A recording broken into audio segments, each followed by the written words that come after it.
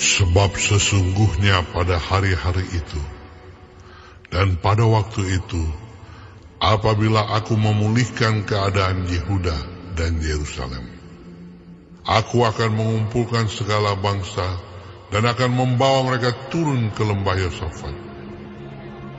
Aku akan berperkara dengan mereka di sana mengenai umatku dan milikku sendiri, Israel. Oleh karena mereka mencerai-beraikannya ke antara bangsa-bangsa dan membagi-bagi tanahku. Oleh karena mereka membuang undi mengenai umatku, menyerahkan seorang anak laki-laki karena seorang sundal, dan menjual seorang anak perempuan karena anggur untuk diminum. Lagi apakah sangkut pautmu dengan aku, hai Tirus dan Sidon dan seluruh wilayah Filistin? Apakah kamu ini hendak membalas perbuatanku? Apabila kamu melakukan sesuatu terhadap aku, maka dengan cepat, dengan segera, aku akan membalikkan perbuatanmu itu kepadamu sendiri. Oleh karena kamu telah mengambil perakku dan emasku, dan telah membawa barang-barangku yang berharga yang indah-indah ke tempat-tempat ibadahmu, dan telah menjual orang-orang Yehuda dan orang-orang Yerusalem kepada orang Yunani dengan maksud menjauhkan mereka dari daerah mereka.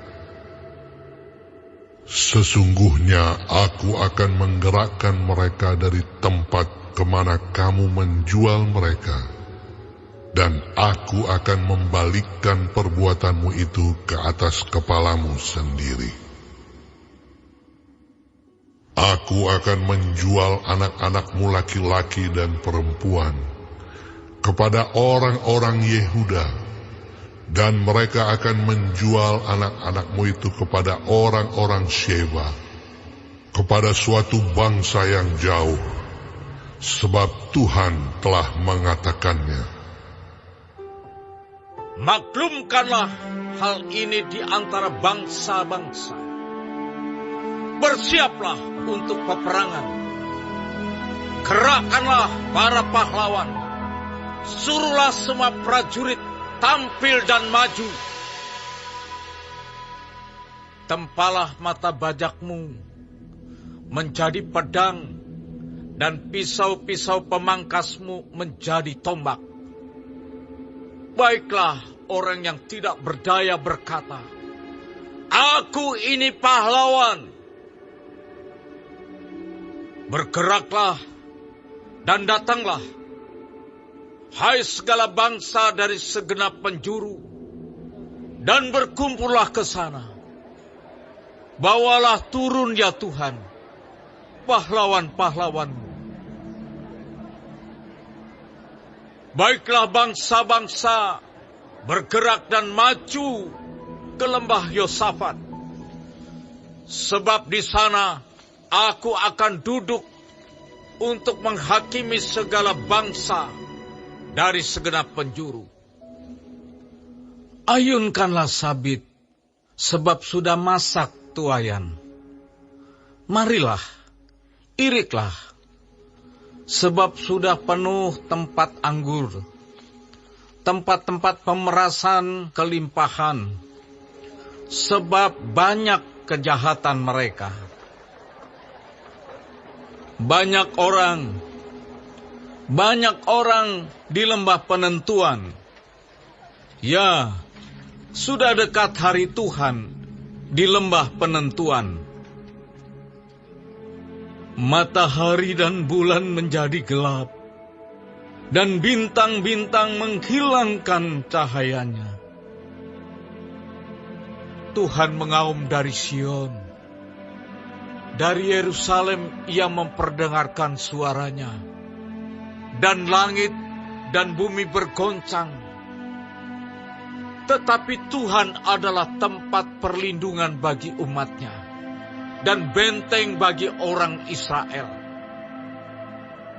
maka kamu akan mengetahui bahwa Aku, Tuhan, adalah Allahmu yang diam di Sion, gunungku yang kudus.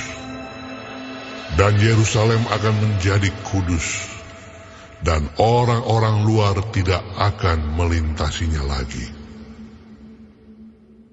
Pada waktu itu akan terjadi bahwa gunung-gunung akan meniriskan anggur baru, bukit-bukit akan mengalirkan susu, dan segala sungai Yehuda akan mengalirkan air. Mata air akan terbit dari rumah Tuhan dan akan membasahi lembah Sitim. Mesir akan menjadi sunyi sepi, dan Edom akan menjadi padang gurun tandus. Oleh sebab kekerasan terhadap keturunan Yehuda, oleh karena mereka telah menumpahkan darah orang yang tak bersalah di tanahnya. Tetapi Yehuda tetap didiami untuk selama-lamanya, dan Yerusalem turun-temurun. Aku akan membalas darah mereka yang belum kubalas. Tuhan tetap diam di Sion.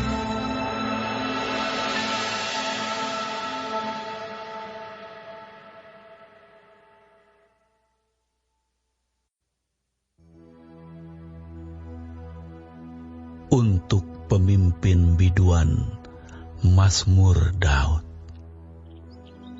Tuhan, karena kuasa-Mu lah Raja bersuka cita. Betapa besar kegirangannya karena kemenangan yang daripada-Mu.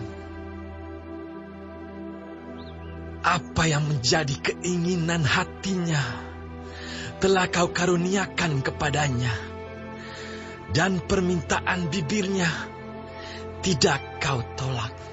Selah. Sebab Engkau menyambut dia dengan berkat melimpah. Engkau menaruh mahkota dari emas tua di atas kepalanya. Hidup dimintanya daripada-Mu. Engkau memberikannya kepadanya. Dan umur panjang untuk seterusnya dan selama-lamanya. Besar kemuliaannya karena kemenangan yang daripada-Mu. Keagungan dan semarak telah Kau karuniakan kepadanya. Ya, Engkau membuat dia menjadi berkat untuk seterusnya. Engkau memenuhi dia dengan sukacita di hadapan-Mu. Sebab Raja percaya kepada Tuhan. Dan karena kasih setia yang maha tinggi, ia tidak goyang. Tangan-Mu akan menjangkau semua musuh-Mu. Tangan kanan-Mu akan menjangkau orang-orang yang membenci Engkau. Engkau akan membuat mereka seperti perapian yang menyala-nyala. Pada waktu Engkau menampakkan diri, ya Tuhan. Murka Tuhan akan menelan mereka, dan api akan memakan mereka. Keturunan mereka akan Kau binasakan dari muka bumi, dan anak cucu mereka dari antara anak-anak manusia. Apabila mereka hendak mendatangkan malapetaka atas-Mu, merancangkan tipu muslihat, mereka tidak berdaya. Ya, Engkau akan membuat mereka melarikan diri. Dengan tali busur-Mu, Engkau membidik muka mereka. Bangkitlah ya Tuhan, di dalam kuasa-Mu. Kami mau menyanyikan dan memazmurkan keperkasaan-Mu.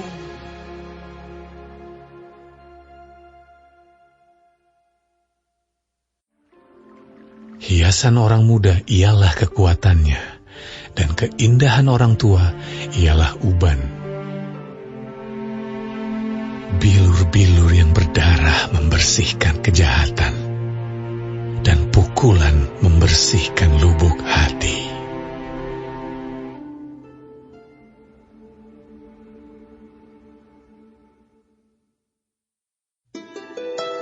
Adalah seorang Farisi yang bernama Nikodemus, seorang pemimpin agama Yahudi. Ia datang pada waktu malam kepada Yesus dan berkata, Rabi, kami tahu bahwa engkau datang sebagai guru yang diutus Allah. Sebab tidak ada seorang pun yang dapat mengadakan tanda-tanda yang engkau adakan itu, jika Allah tidak menyertainya. Yesus menjawab, katanya, Aku berkata kepadamu, sesungguhnya, jika seorang tidak dilahirkan kembali, ia tidak dapat melihat kerajaan Allah. Kata Nikodemus kepadanya, Bagaimanakah mungkin seorang dilahirkan kalau ia sudah tua? Dapatkah ia masuk kembali ke dalam rahim ibunya dan dilahirkan lagi? Jawab Yesus, Aku berkata kepadamu, sesungguhnya, jika seorang tidak dilahirkan dari air dan roh, ia tidak dapat masuk ke dalam kerajaan Allah. Apa yang dilahirkan dari daging adalah daging, dan apa yang dilahirkan dari roh adalah roh. Janganlah engkau heran, karena aku berkata kepadamu, kamu harus dilahirkan kembali. Angin bertiup kemana ia mau, dan engkau mendengar bunyinya. Tetapi engkau tidak tahu dari mana ia datang atau kemana ia pergi. Demikianlah halnya dengan tiap-tiap orang yang lahir dari roh. Nikodemus menjawab, katanya, Bagaimanakah mungkin hal itu terjadi? Jawab Yesus, Engkau adalah pengajar Israel, dan engkau tidak mengerti hal-hal itu. Aku berkata kepadamu, sesungguhnya kami berkata-kata tentang apa yang kami ketahui, dan kami bersaksi tentang apa yang kami lihat, tetapi kamu tidak menerima kesaksian kami. Kamu tidak percaya waktu aku berkata-kata dengan kamu tentang hal-hal duniawi. Bagaimana kamu akan percaya kalau aku berkata-kata dengan kamu tentang hal-hal surgawi? Tidak ada seorang pun yang telah naik ke surga, selain daripada Dia yang telah turun dari surga, yaitu Anak Manusia. Dan sama seperti Musa meninggikan ular di padang gurun, demikian juga Anak Manusia harus ditinggikan, supaya setiap orang yang percaya kepadanya beroleh hidup yang kekal. Karena begitu besar kasih Allah akan dunia ini, sehingga Ia telah mengaruniakan Anaknya yang tunggal, supaya setiap orang yang percaya kepadanya tidak binasa, melainkan beroleh hidup yang kekal. Sebab Allah mengutus Anaknya ke dalam dunia, bukan untuk menghakimi dunia, melainkan untuk menyelamatkannya oleh Dia. Barang siapa percaya kepadanya, ia tidak akan dihukum. Barang siapa tidak percaya, ia telah berada di bawah hukuman, sebab ia tidak percaya dalam nama Anak Tunggal Allah. Dan inilah hukuman itu. Terang telah datang ke dalam dunia, tetapi manusia lebih menyukai kegelapan daripada terang, sebab perbuatan-perbuatan mereka jahat. Sebab barang siapa berbuat jahat, membenci terang, dan tidak datang kepada terang itu, supaya perbuatan-perbuatannya yang jahat itu tidak nampak. Tetapi barang siapa melakukan yang benar, ia datang kepada terang, supaya menjadi nyata bahwa perbuatan-perbuatannya dilakukan dalam Allah. Sesudah itu, Yesus pergi dengan murid-muridnya ke tanah Yudea, dan Ia diam di sana bersama-sama mereka dan membaptis. Akan tetapi Yohanes pun membaptis juga di Ainon dekat Salim, sebab di situ banyak air, dan orang-orang datang ke situ untuk dibaptis. Sebab pada waktu itu Yohanes belum dimasukkan ke dalam penjara. Maka timbullah perselisihan di antara murid-murid Yohanes dengan seorang Yahudi tentang penyucian. Lalu mereka datang kepada Yohanes dan berkata kepadanya, Rabi, orang yang bersama dengan engkau di seberang sungai Yordan, dan yang tentang dia engkau telah memberi kesaksian, dia membaptis juga. Dan semua orang pergi kepadanya. Jawab Yohanes, Tidak ada seorang pun yang dapat mengambil sesuatu bagi dirinya, kalau tidak dikaruniakan kepadanya dari sorga. Kamu sendiri dapat memberi kesaksian bahwa aku telah berkata, aku bukan Mesias, tetapi aku diutus untuk mendahuluinya. Yang empunya mempelai perempuan ialah mempelai laki-laki, tetapi sahabat mempelai laki-laki yang berdiri dekat dia dan yang mendengarkannya sangat bersukacita mendengar suara mempelai laki-laki itu. Itulah sukacitaku, dan sekarang sukacitaku itu penuh. Ia harus makin besar, tetapi aku harus makin kecil. Siapa yang datang dari atas adalah di atas semuanya.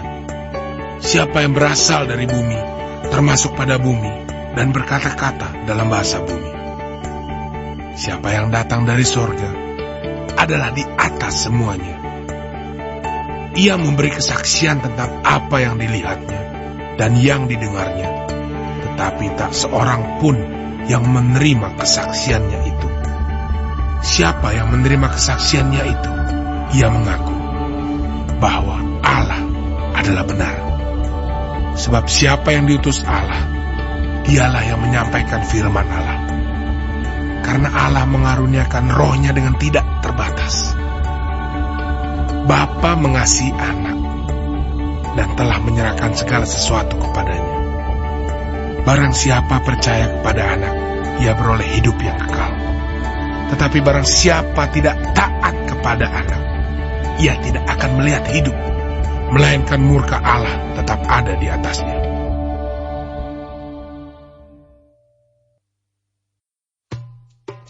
Kemudian Paulus meninggalkan Athena, lalu pergi ke Korintus. Di Korintus ia berjumpa dengan seorang Yahudi bernama Aquila yang berasal dari Pontus. Ia baru datang dari Italia dengan Priscilla, istrinya, karena Kaisar Claudius telah memerintahkan supaya semua orang Yahudi meninggalkan Roma. Paulus singgah ke rumah mereka. Dan karena mereka melakukan pekerjaan yang sama, ia tinggal bersama-sama dengan mereka. Mereka bekerja bersama-sama karena mereka sama-sama tukang kemah. Dan setiap hari Sabat, Paulus berbicara dalam rumah ibadat dan berusaha meyakinkan orang-orang Yahudi dan orang-orang Yunani. Ketika Silas dan Timotius datang dari Makedonia, Paulus dengan sepenuhnya dapat memberitakan firman, di mana ia memberi kesaksian kepada orang-orang Yahudi bahwa Yesus adalah Mesias. Tetapi ketika orang-orang itu memusuhi dia dan menghujat, ia mengepaskan debu dari pakaiannya dan berkata kepada mereka, biarlah darahmu tertumpah ke atas kepalamu sendiri. Aku bersih, tidak bersalah. Mulai dari sekarang aku akan pergi kepada bangsa-bangsa lain. Maka keluarlah ia dari situ, lalu datang ke rumah seorang bernama Titius Justus, yang beribadah kepada Allah, dan yang rumahnya berdampingan dengan rumah ibadat. Tetapi Krispus, kepala rumah ibadat itu, menjadi percaya kepada Tuhan bersama-sama dengan seisi rumahnya, dan banyak dari orang-orang Korintus yang mendengarkan pemberitaan Paulus menjadi percaya dan memberi diri mereka dibaptis. Pada suatu malam, berfirmanlah Tuhan kepada Paulus di dalam suatu penglihatan. Jangan takut. Teruslah memberitakan firman, dan jangan diam. Sebab aku menyertai engkau, dan tidak ada seorang pun yang akan menjamah dan menganiaya engkau, sebab banyak umatku di kota ini. Maka tinggallah Paulus di situ selama 1 tahun 6 bulan, dan ia mengajarkan firman Allah di tengah-tengah mereka. Akan tetapi, setelah Galio menjadi gubernur di Akhaya, bangkitlah orang-orang Yahudi bersama-sama melawan Paulus, lalu membawa dia ke depan pengadilan. Kata mereka, Ia ini berusaha meyakinkan orang untuk beribadah kepada Allah dengan jalan yang bertentangan dengan hukum Taurat.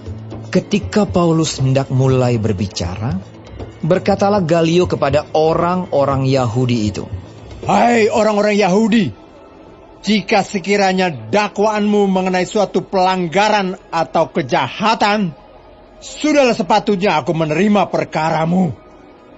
Tetapi, kalau hal itu adalah perselisihan tentang perkataan, atau nama, atau hukum yang berlaku di antara kamu, maka hendaklah kamu sendiri mengurusnya. Aku tidak rela menjadi hakim atas perkara yang demikian. Lalu ia mengusir mereka dari ruang pengadilan. Maka orang itu semua menyerbu Sostenes, kepala rumah ibadat, lalu memukulinya di depan pengadilan itu. Tetapi Galio sama sekali tidak menghiraukan hal itu. Paulus tinggal beberapa hari lagi di Korintus. Lalu ia minta diri kepada saudara-saudara di situ dan berlayar ke Syria. Sesudah ia mencukur rambutnya di Kengkrea karena ia telah bernazar. Priskila dan Aquila menyertai dia. Lalu sampailah mereka di Efesus. Paulus meninggalkan Priskila dan Aquila di situ. Ia sendiri masuk ke rumah ibadat dan berbicara dengan orang-orang Yahudi. Mereka minta kepadanya untuk tinggal lebih lama di situ, tetapi ia tidak mengabulkannya. Ia minta diri dan berkata, Aku akan kembali kepada kamu, jika Allah menghendakinya. Lalu bertolaklah ia dari Efesus. Ia sampai di Kaisarea, dan setelah naik ke darat dan memberi salam kepada jemaat, ia berangkat ke Antiokhia. Setelah beberapa hari lamanya ia tinggal di situ, ia berangkat pula, lalu menjelajahi seluruh tanah Galatia dan Frigia untuk meneguhkan hati semua murid. Sementara itu datanglah ke Efesus seorang Yahudi bernama Apolos, yang berasal dari Alexandria. Ia seorang yang fasih berbicara dan sangat mahir dalam soal-soal kitab suci. Ia telah menerima pengajaran dalam jalan Tuhan. Dengan bersemangat ia berbicara dan dengan teliti ia mengajar tentang Yesus. Tetapi ia hanya mengetahui baptisan Yohanes. Ia mulai mengajar dengan berani di rumah ibadat.